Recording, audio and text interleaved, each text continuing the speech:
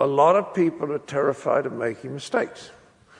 And as I point out, as I sometimes talk to businesses, if you try to avoid mistakes by just doing the same thing again and again because it's worked in the past, you'll make the worst mistake of all, which is that the other companies around you will overtake you.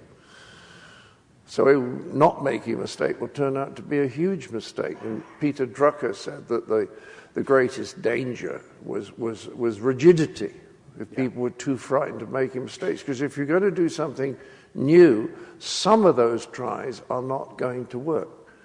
There was an interesting piece by Paul Krugman in the New York Times this morning, and he made the point about investments, that even the best people, like Warren Buffett, they occasionally make a bad investment because there's an element of risk if you try to do something new and creative.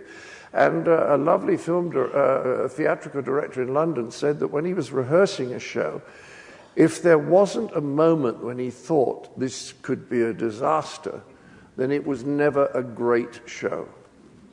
Because you're right? Yeah, totally. Because there's a moment, what was it Karl Popper said, it's impossible to foresee all the consequences of our actions. And that's particularly true if audiences are concerned. There's the moment you feel like you've got everything wired is the moment life is about to kick you in the balls. Absolutely. That's absolutely right, yeah. And you can see it happening to people. They really begin to think that they know. And that's dangerous. Yeah. And that they're special. Yes, that they're special. There's a wonderful bit of research. You know Philip Tetlock? Have you come across this guy? No. It's mentioned in The Black Swan, which is the most interesting book I've read for years. And Tetlock wanted to find out whether these pundits, these experts on politics and economics, could make good forecasts. So he went to them and he asked them a large number of questions about what was going to happen in 5 years' time and 10 years' time. And the fascinating thing was that they were all hopeless. But the people who were most hopeless, and I think this is fascinating, were the most famous ones. Because when you have an idea, right, you have the affirmative bias. Yes. Which is that if you have an idea, and then you get two bits of information, one of them confirming what you think and one of them disproving it, you're much more likely to accept the one, right? Oh, yeah. So that means that you want something that affirms your bias or your prejudice. And the bigger your ego, the more certain you are that you're right and that you don't need to look at all the feedback coming in, only the feedback that proves that you're right.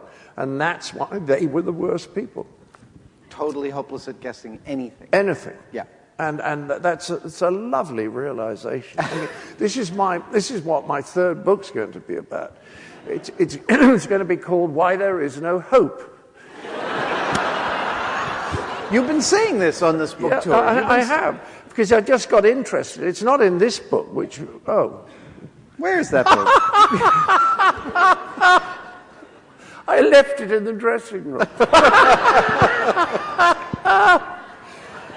I'll get Howard, my lovely friend, to bring it in later on. What was I talking about? It's just the idea, which I began to get reading The Black Swan, and I think I think you know a great deal more about this than I do, really, although you're politely pretending you don't.